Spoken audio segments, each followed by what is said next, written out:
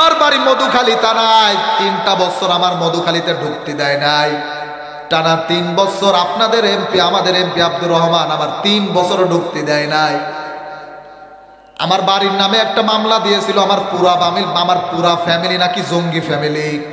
আমার বাড়ির পুরাটাই দিয়েছিল জঙ্গি ফ্যামিলি। আমার বাড়িতে গত বছর ফেব্রুয়ারিতে আমির হামজা ভাই আসছিলেন, একটা মাহফিল ছিল আমার বাড়িতে রাতে থাকছেন। পরের দিন থানায় যেয়ে শুনি আমার ফ্যামিলির নামে মামলা হয়েছে, আমার পুরা ফ্যামিলি জঙ্গি। আমি যে এই লোকটার কত খুঁজতেছি, এখন আর পাইতেছি না। পাইলে আমি মধুখালী পৌরসভার সামনে জব করে মানুষকে দেখাতাম, ঠিক কিনা? আল্লাহর কসম করে বলতেছে, এই দেশের কোন মানুষ যদি আমারে বলে আব্দুর রহমান এনে আছে, আমি সেখানেই যে জ্বলন্ত জব করে রাস্তায় ফেলে দেবো, ঠিক কিনা? আমার টানা 3টা বছর ঘরে ঢুকতে দেয় না, আমার বাচ্চা পর্যন্ত আমি ডাকতে পারি নাই। এমপি প্রার্থী, লিল্লাহে তাকবীর, লিল্লাহে তাকবীর। আলহামদুলিল্লাহ। আমাদের এক আসন থেকে না, ফরিদপুর 1 না? আসেন আসেন, একটু জায়গা দেন তাকে, একটু জায়গা দেন। আসেন। হ্যাঁ, শামসুদ্দিন মিয়া জুনু, ঠিক আছে, মাশাআল্লাহ মাশাআল্লাহ। আসেন আসেন আসেন ভাইজান, আসেন আমার কাছে। আমিও মধুখালীর সন্তান, অর্থাৎ আমাদেরই এমপি। কথা বলেন না? মাশাআল্লাহ বলে, মাশাআল্লাহ। আল্লাহ ভাইদের কবুল করুক, জোরে বলেন আমিন। কিন্তু এলোমেলো করা যাবে না, এটা আমার হচ্ছে ক্লাস। অতিথি যদি ব্যস্ততা থাকে তাহলে কথা বলে চলে যাইতে পারে, সমস্যা নাই, আমার সমস্যা নাই। আর যদি মনে করেন 10 মিনিট থাকবে, হ্যাঁ, তাহলে আমি বুঝতে পারছি, দেখেই বুঝতে পারছি সে ব্যস্ততা। আর আমি দেখেই বুঝতে পারছি, আমি এগুলো একটু সুযোগ দিতে। অনেকে রাগ করে যে হুজুরের বয়ানের ভিতরে তারা একটু মেহমান, তারা একটু ব্যস্ততা বেশি দেন। আমি একটু সময় দিলাম, আমি নিজেই দিলাম, যাক, যেহেতু সে আমাদেরই এমপি, একটু সময় আমি নিজেই দিলাম। হ্যাঁ, এখন যাবে তো আর এক জায়গায়, তার জন্য দোয়া করবেন, আল্লাহ যেন তার মনের আশা পূর্ণ করে। কিন্তু একটা কথা আমি হাত ধরে বলে যাই, এমপি কে হবে আমি জানি না, আমি জামাত বুঝি না, বিএনপি বুঝি না। এই যে জনগণের সামনে যেভাবে সালাম দিছেন, আমি দোয়া করি আপনি সংসদে যান। সর্বপ্রথম আপনি সংসদে যে এই গ্রামে বা এই এক আসনে, যেমন আমার আব্দুর রহমান টানা 3 বছর ঘরে ঢুকতে দেয় নাই, আমি কেবলও বললাম ওরে আমি এখনো যদি কোনো জায়গা পাই আমি ওর গলা কেটে 3 ভাগ করবো। আমি র্যাবের ছেলে, আমি র্যাবের ছেলে। এখন বাবা আমার রানিং র্যাবের চাকরি করে, আমি একবার জেল কাটছি, দ্বিতীয়বার ভয় নাই। আমার কাজই এইটা, কেউ যদি কোনো জায়গা বলে ও ওইখানে আছে, আমি সেখানে যেয়ে গলা কাটবো, কারণ আমার মেয়েটা আমার চেনে না এখনো, ওর কারণে। তা আমি বলি সংসদে যাই আপনি সর্বপ্রথম পাশ করবেন, ফরিদপুরে 1 আসনে কোনো মত থাকবে না, আর প্রত্যেকটা যুবক যেন মসজিদমুখী হয়। পারবেন তো ইনশাল্লাহ? আল্লাহ তার কবুল করুক, জোরে বলেন আমিন। আমার মা আরে পর্যন্ত আমি আর ডাকতে দেয় নাই, আমার ঘরে ঢুকতে দেয় নাই। আল্লাহর কসমে কোরআন সামনে এই মিডিয়ায় ছড়াইয়া দিবা, কালকেও নাম দিয়ে ছড়াইয়া দিবা। আমি যদি ওর কোনো জায়গায় পাই, আমি আল্লাহর কসম গলা কেটে টেনে ফেলাইয়া দেবো, ঠিক কিনা? কেমন লাগে বলেন তো? 3টা বছরে মারে না ডাকতে পারলে কেমন লাগে? আমি তো রাজনীতির কোনো সম্পদ না, আল্লাহর কসমে দেশে রাজনীতির কোনো দলের ইন্ডিকেট না। কেউ বলতে পারবেন আমি কোনো রাজনীতি করতাম, কিন্তু আমি একটা নিরপেক্ষ মানুষ হইয়া আমার ওয়াজ শোনার পর অনেকে কয়ে জামাতের লোক, সঠিক কথা বললে জামাত হয়। আপনাদের কষ্ট হচ্ছে? ওইদিকে যাব না, নামাজ কায়েম করা লাগবে, নামাজ ছাড়া পৃথিবীতে কেউ চলতে পারবে না। আমার আগের একটা বক্তা বলতেছিল যে অন্ধ সাহাবী পর্যন্ত ছাড় পাই নাই নামাজ থেকে। শেষ হয়তো সময়ের অপেক্ষায় ব্যাখ্যা করতে পারে না, আমি ব্যাখ্যা করে দেই। নবীর এক অন্ধ সাহাবী রাসূলের কাছে যে বলতেছে, ইয়া রাসূলুল্লাহ আমি তো অন্ধ মানুষ, মসজিদও চিনি না, নামাজে কেমনে যাব? কেমনে নামাজে যাব? মসজিদও চিনি না, আমি কি ঘরে নামাজ পড়তে পারবো? নবী বলে, অন্ধ সাহাবী তুমি ঘরে নামাজ পড়তে পারবা না, মসজিদে একটা রশি লাগাও, বাড়িতে রশি লাগাও, রশি ধইরা ধইরা মসজিদে যাবা, তারপরও নামাজ ছেড়ে দেওয়া। আর আমাদের চোখ আছে, আমাদের হাত আছে, আমাদের চোখ আছে, হাত আছে, তারপরও মসজিদে যাই না, ঠিক কিনা? ও চতুর্বাইদের মুসলমান, দল মত নির্বিশেষে নামাজ কোনো দলের ইবাদত না। নামাজ হচ্ছে আমার আল্লাহর ইবাদত। আপনি নিজেও পড়বেন, আর একজনকেও পড়াবেন, পারবেন তো ইনশাল্লাহ? সমাজে যদি নামাজ কায়েম করতে পারে, মহিলারাও ভালো থাকবে, পুরুষরাও ভালো থাকবে। যারা বিচার করবে এরা সুদ খাইতে পারবে না, সন্ধ্যার বিচার সন্ধ্যায় করবে, সকালের বিচার আর রাতে করবে না, ঠিক কিনা? এই জন্য দুনিয়ায় শান্তি পাইতে হলে 1 নাম্বার কোরআনের হেদায়েত পাওয়া লাগবে, 2 নাম্বার নামাজ কায়েম করা লাগবে, তিন নাম্বার ঐক্যবদ্ধ হওয়া লাগবে। কি হওয়া লাগবে? আরো জোরে। ঐক্যবদ্ধ হওয়া লাগবে।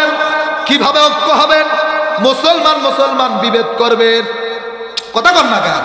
মুসলমান মুসলমান মারামারি করবেন, করবেন না। একটা কথাই আমি বলে দেই, একটু খেয়াল করেন, আমাদের এই দেশে 100%-এর ভিতরে কয় পার্সেন্ট মুসলমান? কথা বল না কেন? 96। কয় পার্সেন্ট? 96। যারা শিক্ষিত আছে 2-1 কম হইতে পারে, বাড়তে পারে।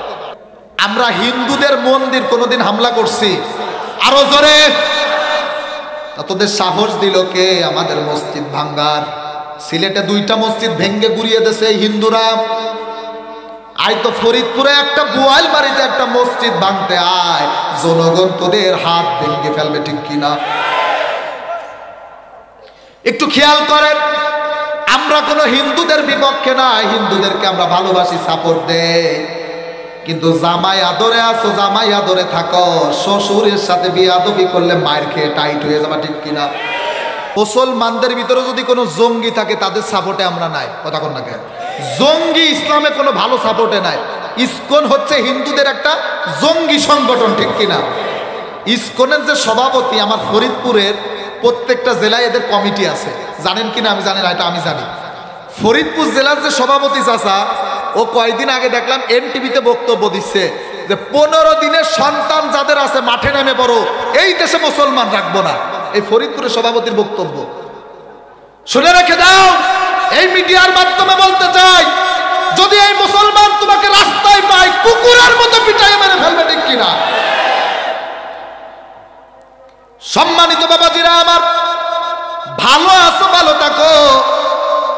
14 বছর আগে আমাদের আল্লামা সাইদি প্যারেড ময়দানে বলেছে, মুসলমানদের সাথে লাগতে এসো না, গোড়ায় একটা ঝাঁকি মারবে, মামামারি দিল্লি যে পড়বা, ঠিক কিনা? এখনো ভালো আছি, সুস্থ থাকতে দাও। 5 তারিখের পরে কোনো হামলাও করি নাই, কাউকে একটা টাচও করি নাই, এখনো সুস্থ আছি, ভালো থাকতে দাও। গাছের গোড়া দিয়ে নাড়া দিলে এবার কিন্তু দিল্লিও জায়গা পাবা না, ঠিক কিনা? আমি ইসকনকে আবারও এই মিডিয়ার মাধ্যমে জানাইতে চাই, ভালো আছি, ভালো থাকো, তোমাদের মন্দির পাহারা দেব আমরা, সমস্যা নাই। কিন্তু আমাদের মসজিদের দিকে বাঁকা নজরে তাকাইলে ওই চোখ মুসলমান উতরে ফেলতে সময় নেবে না, ঠিক কিনা? ঐক্যবদ্ধ থাকেন, ও দাড়ি পাকা মুসলমান, ঐক্যবদ্ধ থাকবেন তো। এই আমার যুবক রে, কোন ইসকন যদি তোমাদের সমাজে থাকে, ঐক্যবদ্ধ থাকবা তো। আল্লাহ তুমি তৌফিক দাও, জোরে বলেন আমিন। দুনিয়ায় যদি শান্তি পেতে চান, 4 নাম্বার হচ্ছে হালাল রুজি ইনকাম করা লাগবে। কোন রুজি? হালাল রুজি। চতুলবাইদের কিছু মুসলমান আছে হালালও খায়, হারামও খায়, ঠিক কিনা? আছে না? আপনার এলাকায় তো মনে হয় সুদ নাই, হ্যাঁ? ওরে বাবা, 180 মাইল ব্যাগে চলতেছে, কথা কন না কেন? সুদ নাই মানে আবার টুপি পরেও দিয়ে কিছু মানুষ খায় বর্তমান। ঢাকার এক মুসল্লিরে বলতেছি ওই দিন যে, চাচা ঢাকায় থাকতে হলে তো কমপক্ষে ফ্ল্যাট ভাড়া যায় 10,000 টাকা। আপনারা সারাক্ষণ দেখি মসজিদে ইল্লাল্লাহ ইল্লাল্লাহ করেন, কাজ কি আপনার? হুজুর আমার কোনো কাজ নাই, দিন ভরে মসজিদে থাকাই কাজ, আমি আপনার খরচ চালাই, কে ফেরেশতা? কয় যে না, বাবার জমি ছিল 40 লাখ টাকা বিক্রি করে ব্যাংকে থুয়েছে, প্রতি মাসে 10,000 করে লাভ আসে, আর খাই আর ইল্লাল্লাহ করি। আমি বললাম কাকা এটা তো সুদ, লাভের টাকা কি? এটা তো সুদ। কয় সুদের টাকা এটা জানি, এটা এই জন্য আমার নামে না, এটা আমার বোন নামে, কথা কন না কে? এমন টুপিকর সুদখোর আছে না নাই? সুবহানাল্লাহ পরে 33,000, আলহামদুলিল্লাহ পরে 34,000। অনেক হুজুর আছে দেখবেন সুদের সাথে টাকা লাগাইছে 38,000, কথা কন না কে? এজন্য ভাই হালাল পথে থাকেন। শরীরে যদি 1 বিন্দু হালাল হারাম রক্ত থাকে 1 ফোঁট, এই রক্ত দিয়ে জীবনেও কোনোদিন জান্নাতে যেতে পারবেন না। ও চতুলবাইদের মুসলমান, দুনিয়ায় শান্তি পেতে হলে হালাল পথে থাকতে হবে। পারবেন তো ইনশাল্লাহ? পারবেন? আমি কিন্তু শেষ হয়ে যাচ্ছে আমার আলোচনা, এখন বুঝতে পারতেছেন কিনা এটা আপনার ব্যাপার। 5 নাম্বার, দুনিয়ায় শান্তি পেতে হলে এই কাজগুলো করলে আপনার শান্তি এসে যাবে, অটোমেটিক এসে যাবে। শান্তি দেওয়ার মালিক কে? দুনিয়ায় শান্তি পেতে হলে 5 নাম্বার, পরিশ্রম করতে পারা। কি করতে পারা? কষ্ট যারা করে, বুখারীর হাদিস, আল কাসিবু হাবিবুল্লাহ, যারা কাজ করে খায় তারা কার বন্ধু? আল্লাহর বন্ধু। পীর সাহেব 12,000 মুরিদ, কয় হাজার মুরিদ? যদি প্রতি মাসে 1 টাকা করে দেয় এক একজন, তাহলে কয় টাকা হলো? কথা কর না কেন? 12। ওর কি আর কোনো কাজ করা লাগে? এজন্য পেট উঁচু করে বসে আছে, আল্লাহর বন্ধু। অথচ আল্লাহ বলতেছে আমার বন্ধু তারা যারা মাঠে কাজ করে খায়। সুবহানাল্লাহ বলতে ইচ্ছা করে না? ও চিন্তা করতেছে গরু তো আসতেইছে দরবারে, কিসের টেনশন, খাই আর আল্লাহ আল্লাহ করি। অথচ আল্লাহ বলতেছে যে যারা কাজ করে খায় তারা আমার বন্ধু। সুবহানাল্লাহ। কাজ করবেন তো ইনশাআল্লাহ? এই যুবক, এত ফিলান করো, কাজ করে খাও, ব্যবসা করে খাও, হালাল পথে খাও, বরকত দেবে কে? আল্লাহ। 6 নাম্বারটা বলবো না, বললে একটু সমস্যা আছে। হ্যাঁ হ্যাঁ বলবো। 6 নাম্বার হচ্ছে দুনিয়ায় শান্তি পেতে হলে বউ ভালো থাকা লাগবে। কি? কাদের বউ খারাপ? একটু হাত উঁচু করেন তো দেখি। এখানে সবাই আল্লাহর ওলি, আলহামদুলিল্লাহ কর। দুনিয়ায় শান্তি পেতে হলে বউ ভালো হওয়া লাগবে। আমি এখন মেয়েদের সম্পর্কে আমি বলবো না, প্রধান বক্তা বলবে। আমি তো কম বলি না, আপনাদের সবাই মনে আছে। অমা বোনরা, এখন একটু মেয়েদের সম্পর্কে একটু টাচ দিয়ে যায়। 10 মিনিট একটু। আমার কি কালেকশন আছে নাকি? কালেকশন আছে নাকি? হ্যাঁ আচ্ছা। আমার সময় কয়টা বন্ধ? তারপর একটু, এখন 9টা 19 বাজে, 10টা বন্ধ। হ্যাঁ ঠিক আছে। মানে একটু সময় দিলে কি আমার আবার গুছাইতে হবে তো, আমার অনেক আলোচনা, একটু খেয়াল করে। মেয়েদের সম্পর্কে একটু, মেয়েরা আসছে, আছে আছে, মেয়েদের সম্পর্কে একটু খেয়াল করেন। আমি ডিজিটাল কায়দায় একটু বলার চেষ্টা করি, কারণ খালা আম্মা এমন ডিজিটাল করে থুয়ে গেছে, আমার বউগুলো রাজমিস্ত্রি আর আমরা হচ্ছে যুগাইলে। কথা কন না কেন? ডিজিটাল করছে না? ডিজিটাল করে দিই। আমাদের বউগুলো হলো রাজমিস্ত্রি, আমরা হচ্ছে যুগাইলে, এলো ডিজিটাল। কথাটা বুঝতে পারছে? ঠিক আছে ভাই। কোন মহিলার ভিতরে যদি 7টা রোগ থাকে, কয়টা রোগ? তাহলে সেই মহিলা কোনোদিন জান্নাতে যাবে তো না, আর নামাজও কবুল হবে না। এই 7টা একটু টাচ দিয়ে যায়। 1 নাম্বার হান্না না। ওই যে বললাম দুনিয়ায় শান্তি পেতে হলে ভালো বউ থাকা লাগবে। 1 নাম্বার হান্না না। কিছু মেয়ে দেখবেন স্বামীরে খালি এমনি খুঁচায়, খরচ করবা আমার জন্য, তোমার মার জন্য করতে পারবা না। আছে না নাই? আছে না নাই? কি মুরব্বীরা আমার কথা কি মেলে? ঠিক আছে। মার জন্য শাড়ি কেনে 1000 টাকা দিয়া, বোর জন্য কেনে 800 টাকা দিয়া। কয় টাকা ডিফারেন্স? কিছু বউ বলে তোমার মার কেন 200 টাকা বেশি দিলা, আজকের ভিতরে আলাদা হয়ে যাবা, ঠিক কিনা? তোর মারে কেন 200 টাকা বেশি দিলি, এমন বউ সমাজে আছে না নাই? ও মা, আমার মাইকের আওয়াজ হয়তো আপনাদের ভিতরে যাইতেছে। এমন মন মানসিকতা যদি আপনার থাকে, আপনি নামাজ পড়তে পারেন, রোজা রাখতে পারেন, নামাজ কবুল। 2 নাম্বার মান্না না। যে সমস্ত মেয়েরা খুঁটা দেয়, খুঁটা দিয়া মহিলা আছে না নাই? মা বলে ছেলে রে, বাবা আমার জন্য একটা পান কিনে নিয়ে আসবা। বউ বলে আমার জন্য একটা সাবান কিনে নিয়ে আসবা। মার পান আনতি মনে আছে, কিন্তু বোর সাবান আনতি মনে নাই। বাড়ি আসার পরে বলে তোমার সাথে 12 বছর সংসার করি, জীবনে কিছুই পাই নাই। কথা বল না কা? বলে না? কিন্তু একটা সাবানের জন্য 12 বছরের এই হয়ে গেল। ও মা, তোমার মন মানসিকতা যদি এমন থাকে, তুমি নামাজ পড়তে পারো, রোজা রাখতে পারো, নামাজ কবুল। কিছু বুঝতেছেন আমার কথা? 3 নাম্বার আন্না না। যে সমস্ত মেয়েরা স্বামীকে খেদমত করে না, আছে না নাই? সারাটা দিন চাচা মনে করে, সারাটা দিন মাঠে কর্মে কাজ করে, বিকাল বেলায় বউরে যায় বলে ও বউ আমার 1 গ্লাস পানি দাও। কয় তোমারটা তুমি খাও, আমি টিভি দেখতেছি। কথা কন না কে? কয় তোমারটা তুমি খাও। একটা বারের জন্য চিন্তা করেন না, মুরব্বীটা কত কষ্ট করে মাঠ থেকে আসছে, সারাটা দিন গরু চড়াই আসছে, আর 1 গ্লাস পানি দিবা, তারপরে বলে তোমারটা তুমি খাও, আমি টিভি দেখতেছি।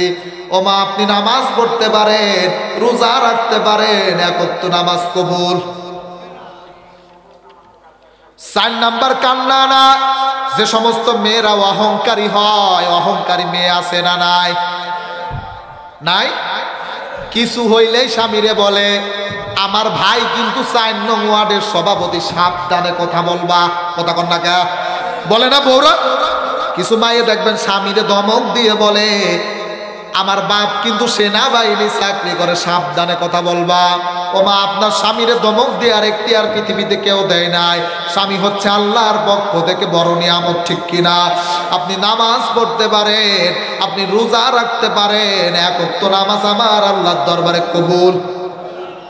5 নম্বরে সাদাকা, স্বামীর পছন্দের গুরুত্ব দেয় না। আছে না কিছু মানুষ? এই যে আমার আয়ুব আলী ভাই বউর জন্য 2000 টাকা দিয়ে একটা কাপড় কিনে নিয়ে গেছে। যাওয়ার পরে বউ বলে ও স্বামী তোমার চোখ না ঢেলা, এ কি কোনো পছন্দ হইল? অথচ একটা শখ করে কিনে নিয়ে গেছে বেচারাটা, তাই কি তোমার পছন্দ? ও মা, এই কথা আপনি যখনই বলবেন, আপনি কালা বুরকা পড়তে পারেন, আপনি হাতে হাত মোজা পড়তে পারেন, কবুল। 6 নাম্বার সাদাকা, স্বামীরে যারা হারাম ইনকাম পথে উপলব্ধি করে দেয়। এদিকে একটু খেয়াল রাখেন। আমার ছোট ভাই ইমরান, ওর ইনকাম মনে করেন মাসে 10,000 টাকা। কয় টাকা? এই ভাই বোঝেন আপনারা, মাসে ইনকাম কয় হাজার? কপালে এমন একটা বউ পাইছে, বিউটি পার্লারে শাস্তি লাগে 30,000। কথা কন না কে? তখন বাকি 20,000 কনে পাবে? ও বউ টিকানোর জন্য আবার হারাম পথে নেমে যায়। এরকম যুবক আছে না নাই? অধিকাংশ যুবক বউর কারণে নষ্ট হচ্ছে, ঠিক কিনা? মাসে 5,000 টাকা ইনকাম আর ওর মার্কেটে লাগে 20,000 টাকা। তাহলে এখানে বউটা ঠিকাবে কিভাবে? এই 15,000 টাকা লাস্টে হারাম পথে নেমে যায়, ঠিক কিনা? ও মা বোনেরা, স্বামীর যা ইনকাম আছে এই নিয়ে যদি সন্তুষ্ট থাকো, পৃথিবীর কেউ শান্তি দেবে না। চতুর্মাইদের মুসলমান আরেকবার চিল্লায় বলেন শান্তি দিয়ার মালিককে। 7 নাম্বারটা বলবো না, আগামীতে আসলে বলবো। হ্যাঁ, ও কোনো কাহিনী না, আজকেই বলবো। আরে আল্লাহ। 7 নাম্বার হচ্ছে সকাল আর বিকেলে কিছু মানুষ আছে দেখবেন বউ রাতে মার খায়। কথা কন না কে? এমন স্বামী আছে না নাই? এই পৃথিবীতে বউ রাতে সব থেকে বেশি মার খেয়েছিল আবু জেহেলকে। কি কারণে খেয়েছিল জানেন? যৌতুকের টাকা নেওয়ার কারণে মার খাইতো, ঠিক কিনা?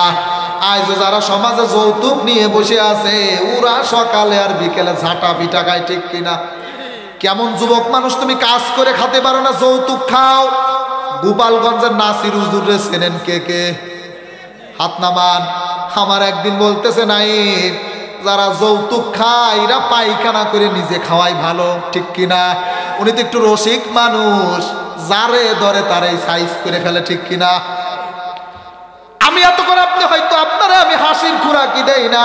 ও কলিজার টুকরা যুবক, কেউ আসছে? কে আসছে? ও এমপি প্রার্থী। লিল্লাহে তাকবীর, লিল্লাহে তাকবীর। আলহামদুলিল্লাহ। আমাদের 1 আসন থেকে না, ফরিদপুর 1 না? আসেন আসেন, একটু জায়গা দেন তাকে, একটু জায়গা দেন। আসেন। হ্যাঁ, শামসুদ্দিনিয়া জুনু, ঠিক আছে, মাশাআল্লাহ মাশাআল্লাহ। আসেন আসেন আসেন ভাইজান, আসেন আমার কাছে। আমিও মধুখালীর সন্তান, অর্থাৎ আমাদেরই এমপি। কথা বলেন না? মাশাআল্লাহ বলেন। মাশাআল্লাহ, আল্লাহ ভাইদের কবুল করুক, জোরে বলেন আমিন। কিন্তু এলোমেলো করা যাবে না, এটা আমার হচ্ছে ক্লাস। অতিথি যদি ব্যস্ততা থাকে তাহলে কথা বলে চলে যাইতে পারে, সমস্যা নাই, আমার সমস্যা নেই। আর যদি মনে করেন 10 মিনিট থাকবে, হ্যাঁ, তাহলে আমি বুঝতে পারছি, দেখেই বুঝতে পারছি সে ব্যস্ততা। আর আমি দেখেই বুঝতে পারছি। আমি এগুলো একটু সুযোগ দিতে, অনেকে রাগ করে যে হুজুরের বয়ানের ভিতরে তারা একটু মেহমান, তারা একটু ব্যস্ততা বেশি দেন। আমি একটু সময় দিলাম, আমি নিজেই দিলাম। যাক, যেহেতু সে আমাদেরই এমপি, একটু সময় আমি নিজেই দিলাম। হ্যাঁ, এখন যাবে তো আর এক জায়গায়, তার জন্য দোয়া করবেন, আল্লাহ যেন তার মনের আশা পূর্ণ করে। কিন্তু একটা কথা আমি হাত ধরে বলে যাই, এমপি কে হবে আমি জানি না, আমি জামাত বুঝি না, বিএমপি বুঝি না। এই যে জনগণের সামনে যেভাবে সালাম দিছেন, আমি দোয়া করি আপনি সংসদে যান। সর্বপ্রথম আপনি সংসদে যে এই গ্রামে বা এই 1 আসনে, যেমন আমার আব্দুর রহমান টানা 3 বছর ঘরে ঢুকতে দেয় নাই। আমি কেবলও বললাম ওরে, আমি এখনো যদি কোনো জায়গা পাই আমি ওর গলা কেটে 3 ভাগ করবো। আমি র্যাবের ছেলে, আমি র্যাবের ছেলে। এখন বাবা আমার রানিং র্যাবের চাকরি করে। আমি একবার জেল কাটছি, 2বার ভয় নাই।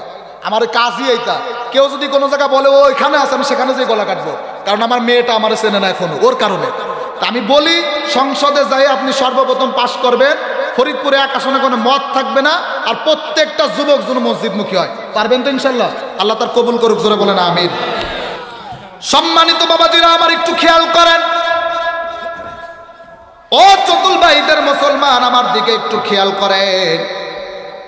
এতক্ষণ তো হাসাহাসি করলেন, আমি আপনাদের হাসির খোরাকি দেই নাই, আমি আপনাদেরকে চিন্তার খোরাকি দিয়েছি, চিন্তার বিষয় দিয়েছি। ও মা বোনেরা, আপনার ভিতরে যদি এই 7টা কারণ থাকে, কোনো দিনও আপনি জান্নাতে যাইতে পারবেন না, ঠিক কিনা? এখানে আমাদেরও দোষ আছে, শুধু মহিলাদের না, এখানে আমাদেরও দোষ আছে। আমাদের কি দোষ? আমাদের দোষটা হচ্ছে আমরা মা বাবাকে লাথি মারি, ঠিক কিনা? মা বাবাকে খেদমত করি না, একটু খেয়াল করেন। এখন আমি কথা বলবো, আপনার চোখে পানি টাকাইতে পারবেন না, আমি নিশ্চিত। এই ঘটনাটা গতকালকেও আমি নওগাঁতে বলেছিলাম। 2টা লোক এখানে কান্না করতে করতে বেহুশ হয়ে গেছে। ও চতুল ভাইদের মুসলমান, বাপ মারে কষ্ট দিও না, বাপ মারে কষ্ট দিয়ে জীবনে কেউ শান্তি করতে পারে নাই। কথা কন না গা? বাপ মা যে কত বড় আপন, আমি আপনারে কেমনে বুঝাই? বাপ মা যে কত বড় আপন।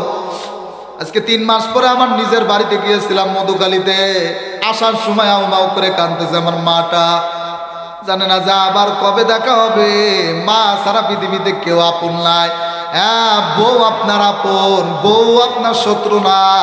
দুনিয়াতে যদি একটা ভালো বউ পান, তার মতো শান্তি আর পৃথিবীতে কেউ নাই, ঠিক কিনা?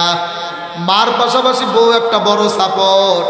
ও দুনিয়ার মানুষ, মা বাবা ছাড়া আপনার আপন কেউ নাই। এখানে যদি কোনো এতিম বাচ্চা থাকে, মা বলে ডাক দিলে আর জীবনে উত্তর নেবে না, ঠিক কিনা?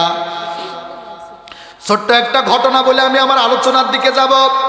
মা বাবা যে কত বড় আপন, বুখারীর বর্ণনা নেন, হুমা জান্নাতুকা হুমা নারুকা, বাপ মা তোমার জান্নাত, বাপ মা তোমার জাহান্নাম। সূরা বানী ইসরাঈলে 3 নম্বর পৃষ্ঠায় 8 নম্বর লাইনে আমার আল্লাহ বলে, উফিল্লাকুমা লাকুমায়া কালিটান। কোন বাপ মা যদি সন্তানের উপরে উফ শব্দ করে, ওই সন্তানের দুনিয়াও শেষ, আখিরাতও শেষ। ঘোষণাকার। মা বাবারে কষ্ট দিয়েন না। এখানে অনেক মানুষ আছে কিনা আমি জানি না, ছোট্ট পেটে মা আমাদেরকে জায়গা দিয়েছে, আর অধিকাংশ লোক ঢাকায় 2 কোটি টাকার ফ্ল্যাট কেনে, বাবা মার জায়গা হয় না, ঠিক কিনা? আমার বাসার পাশে ঢাকাতে, আমার বাসার পাশে বৃদ্ধাশ্রম গাজীপুরে, আমি 2 বার গিয়েছি। একটা মারে জিজ্ঞাসা করলাম, ও মা আপনি কেন বৃদ্ধাশ্রমে? বলে, হুজুর আমার 2টা সন্তান, 2টাই MBBS ডাক্তার। বৌমা বলছে, তোমার বুড়িমা যদি আমার ঘরে থাকে, তোমার ঘরও করব না, ডিভোর্স দিয়ে চলে যাব। আপনাদের কাছে আমি প্রশ্ন করি, ওই 2টা সন্তানকে মানুষ করতে ওই মার জীবনটাই শেষ হয়ে গেছে, ঠিক কিনা? আমি আপনার কেমনে বুঝাবো বাবা মা কত আপন? বাবা মা যারা পৃথিবীর কেউ নাই। নবীজি সাহাবীদেরকে নিয়ে বসে আছে, ইতিমধ্যে একজন বুড়ি মা আমার নবীর সামনে এসে দাঁড়াইলেন। সিরাত ইবনে হিশামের বর্ণনা, সিরাত বিশ্বকুশের বর্ণনা এটা। সাথে সাথে ওই বুড়ি মাটাকে দেখে আমার নবী দাঁড়ায় পড়লেন। সুবহানাল্লাহ। সালমান ফারসি রাদিয়াল্লাহু তাআলা আনহু বলেন, আরো কয়েকজন সাহাবী ছিলেন, বলতেছে, ও নবী গো, এই বুড়ি মাটাকে দেখে আপনি কেন দাঁড়ায় পড়লেন? আপনি যদি হাত উঁচু করেন 4 টুকরা হয়ে যায়, আপনি যদি হা বলেন জায়েজ হয়ে যায়, আপনি যদি না বলেন না জায়েজ হয়ে যায়, হারাম হয়ে যায়। আপনি এত সম্মানীয় ব্যক্তি হইয়া এই বুড়ি মাটাকে দেখে কেন দাঁড়ায় পড়লেন? নবী চোখের পানি ছেড়ে দিয়ে কান্দে আর বলে, এ সাহাবী, আমি কোনোদিন মায়ের আদর পাই না, আমি কোনোদিন বাবার আদর পাই নাই। ইনি হচ্ছে আমার দুধ মা হালিমাতুস সাদিয়া। আমার গায়ের চামড়া দিয়ে যদি আমি জুতা বানাইয়া দেয়, এরপরও 1 ফোঁটা দুধের ঋণ আমি শোধ করতে পারবো না। ওই মারে কষ্ট দেন। যারা এতিম দেখেন, অধিকাংশ মানুষের চোখে টলমল করে পানি পড়তেছে। একটা ঘটনা বলে আমি সামনের দিকে যাব। কুষ্টিয়া ইউনিভার্সিটির একটা ছাত্র মাস্টার্সে পরীক্ষা দেবে, পরীক্ষার ফি হচ্ছে 2600 টাকা। কয় টাকা? এই ঘটনাটা বলতাম না, ঘটনার ভিতরে অনেক শিক্ষা লুকায় আছে, বললে অনেক বাপ মা বেঁচে যাবে, একটু খেয়াল করেন। কি মনোযোগ আছে আপনাদের? আমি আরেকটু চালাই। হচ্ছে না ভাই, হচ্ছে না। মারে কষ্ট দিয়ে নামাজ কালাম পড়তেছেন, কিচ্ছু হচ্ছে না। পরীক্ষা দেবে মাস্টার্সে 2600 টাকা পরীক্ষার ফি, মারে বলতেছে মা আমার 2600 টাকা লাগবে। খেয়াল করেন, মারে বলতেছে 2600 টাকা লাগবে। মা তো বাবা মারা গেছে, মা মানুষের বাড়িতে কাজ করে, মানুষের বাড়িতে যে ঘর লেপে দেয়, ঘর মুছে দেয়, মাসে মোটে 700 টাকা পাই। ছেলেরা বলতেছে আমি 1 মাসে 20 দিন রোজা রেখেছি, টাকা গুছায় গুছায় তোমাকে পরীক্ষার কিছু ফিস দিয়েছি। ছেলেটা পরীক্ষা দিয়া মাস্টার্সে ভালো রেজাল্ট করেছে, গাজীপুরে একটা চাকরি নিয়েছে, মাসে 2 লাখ টাকা বেতন। কয় লাখ? কথা কন না কে? কিছুদিন পরে একটা বিয়ে করেছে, সুন্দরী চেহারা। আমাদের যুবক ছেলে তো সুন্দরী চেহারা দেখলে আর মাথা ঠিক থাকে না, ঠিক কিনা? একটু ভিতরেও দেখে না যে কয় নাম্বার, চুলগুলো দেখে একটু লাল, চেহারা দেখে একটু সাদা, পাগল হয়ে যায়। বিয়ে করেছে, 1 বছর পরে বউটারে বাড়ি নিয়ে আসছে। 3 দিন থাকার পরে বলে তোমার মা যদি তোমার সাথে থাকে আমি তোরে ডিভোর্স দিয়ে চলে যাব, এই বুড়ি মারে আমি তোর কাছে রাখতে দেব না। অথচ একটা বারের জন্য চিন্তা করে না, এই বুড়ি মা ছেলেটারে মানুষ করতে তার জীবনটাই চলে গেছে, ঠিক কিনা? কে ঘটনাটা কি বলবো? সম্মানিত বাবাজিরা, আমার একটা সাউন্ড আপনারা করবেন না, একটু খেয়াল করেন। একটা রাতে তো কষ্ট করে, হঠাৎ করে ছেলেটার শ্বশুর লন্ডনে পাঠায় দেশে কয়েক লক্ষ টাকা খরচ করে। লন্ডনে যাওয়ার 1 বছর পরে শরীরে একটা রোগ দেখা দিয়েছে, রোগের নাম হচ্ছে প্লেগ গ্রুপ রোগ, সুয়াইসে রোগ। এই পৃথিবীতে বাপ মারে কষ্ট দিয়ে কেউ লন্ডনেও শান্তিতে থাকতে পারে না, ঠিক কিনা? আমি যে মসজিদে নামাজ পড়াই, আমার মসজিদটা হচ্ছে 1 গ্রামে 3000 লোক প্রবাসে থাকে। 1000 ঘর নিয়ে একটা মসজিদ, 1000 ঘর নিয়ে একটা মসজিদ। একটা মুরব্বী এসে বলতেছে হুজুর 12 লক্ষ টাকা খরচ করে সিঙ্গাপুর পাঠাইছি, 2টা বছর হয়ে গেল আমার বাপ বলে ডাকে না, ফোনেও কথা বলে না। পরে জানতে পারি নাকি বৌমা নিষেধ করছে। নাই এমন সন্তান নাই? মানে আমি একটু বানায় বেশি বলতেছি। আপনারা তো গ্রাম্য মানুষ, এইগুলোই তো বেশি হয়। আমি ইংরেজি তো ওয়াজ করতে পারি, কিন্তু আপনারা কি বুঝবেন? আমি যদি এখানে বলি in the name of Allah the beneficent the merciful, praise be to Allah lord of the world, the beneficent the merciful, owner of the judgment, thee alone we worship, thee alone ask for help. কি বুঝছেন কোন দিন? কিছুই না।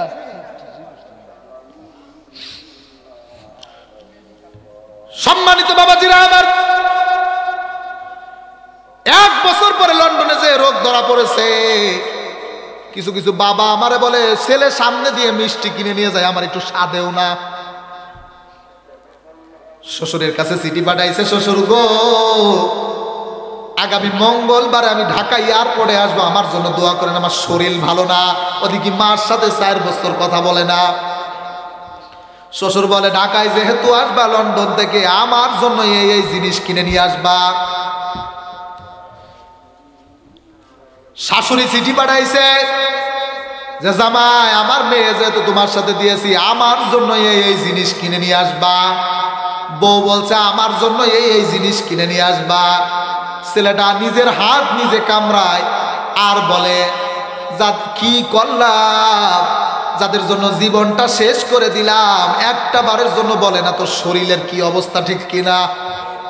আমার মার সাথে তো 3টা বছর কথা বলি না, মার একটা চিঠি পাঠায়, মার কাছে চিঠি পাঠাইছে আগামী মঙ্গলবার আমি ঢাকা এয়ারপোর্টে আসবো, কিন্তু নিচেই লিখে দেই নাই ও মা আমার শরীর অসুস্থ, মার কাছে বলে নাই। খেয়াল করেন, কি সমস্যা কোনো?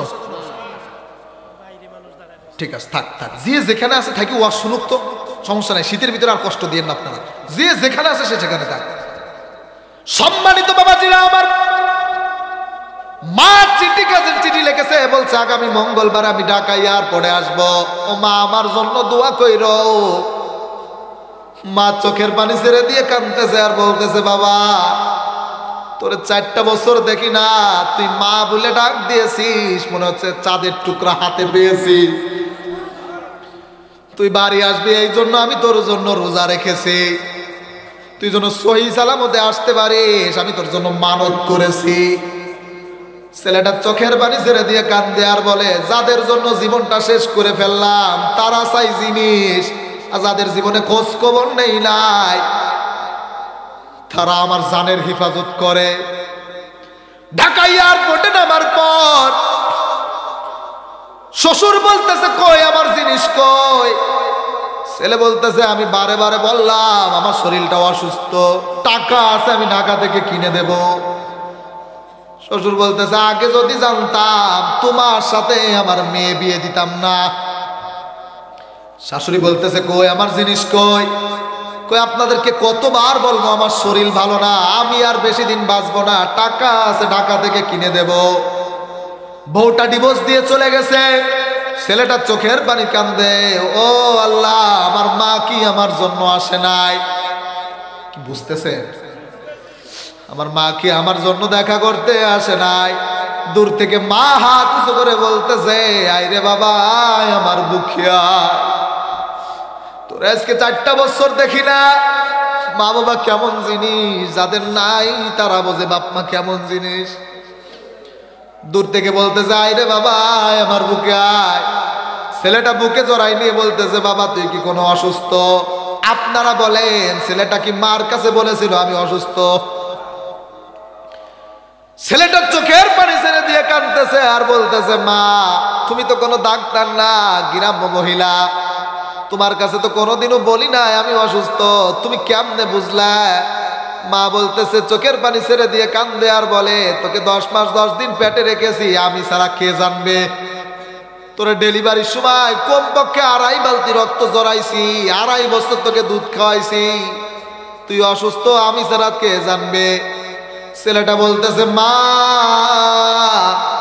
আমার এমন একটা রোগ হয়েছে, সুয়াইসে রোগ, আমি হয়তো আর বেশি দিন বাঁচবো না। মা বলতেছে, রাখ বেটা এখানে দাঁড়া। অজু কইরা মা 2 রাকাত নামাজ পড়ে আল্লাহর কাছে হাত তুলে বলে, মাওলা তুমি আমার ছেলেরে ভিক্ষা দাও, আমার হায়াতটুকু আমার সন্তানরে দিয়ে দাও। মালিক গো তুমি আমার সন্তানরে ভিক্ষা দাও। সন্তান বলতেছে, হুজুর মায়ের দোয়ার কারণে আমি একবারেই ভালো হয়ে গেছি। এটা হচ্ছে দুনিয়ার মানুষ আর ওইটা হচ্ছে নিজস্ব মানুষ, ঠিক কিনা? কেউ আপনার স্বার্থ ছাড়া ভালোবাসবে না, কেউ না। বউ ভালোবাসবে, একটা জিনিস কম ফালান আপনার 12টা বাজায় ফেলবে, কথা কন না। মা ছাড়া কেউ নাই।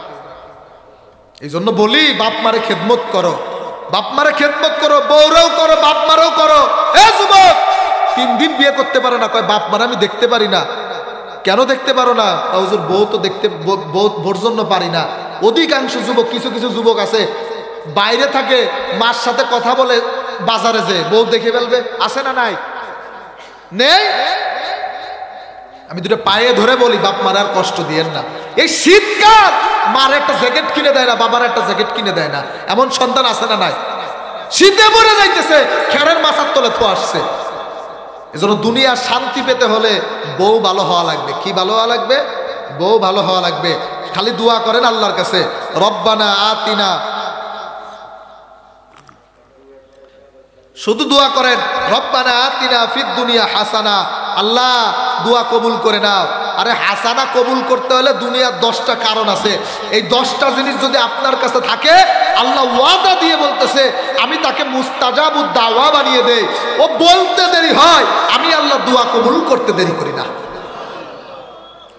এই হচ্ছে 6 নাম্বার। 7 নাম্বার হচ্ছে ভালো আমল করার নাম দুনিয়ার শান্তি। কি আমল করার নাম? ভালো আমল করার নাম। আপনি সারা রাত তাহাজ্জুদ করছেন কিন্তু ফজরের নামাজ পড়েন নাই, কাজ হবে? যা করবেন কার উদ্দেশ্য? যা করবেন কার উদ্দেশ্যে? আল্লাহ। পৃথিবীর কারোর উদ্দেশ্য কোনো কিছু করবেন না, একমাত্র করবেন আল্লাহর উদ্দেশ্য। আল্লাহু আকবার। 8 নাম্বার কোরআনের জ্ঞান থাকা লাগবে। কিসের জ্ঞান? কোরআনের জ্ঞান। যার ভিতরে কোরআনের জ্ঞান আছে সে কোনোদিনও ভালো মানুষকে নির্যাতন করতে পারে না, ঠিক কিনা? এই 5 তারিখের আগে মসজিদের ইমাম সাহেবের উপর নির্যাতন করা হয়েছে না? আপনাদের নাই করা হয় নাই? ও আপনাদেরও করছে। আয়ুব ভাইয়ের উপর আবার কি নির্যাতন করছে ভালো মানুষের উপরে? হ্যাঁ, আরে নরম জায়গায় একটু, আমার উস্তাদ কইতো নাই, নরম জায়গায় মানুষ আবার একটু হাত দেয় বেশি। নরম জায়গায় বেনামাজি সামনে বসে থাকে, এলাকার টাটকা সুদখোর চেয়ারে বসে বিচার করে, ঠিক কিনা? নেই।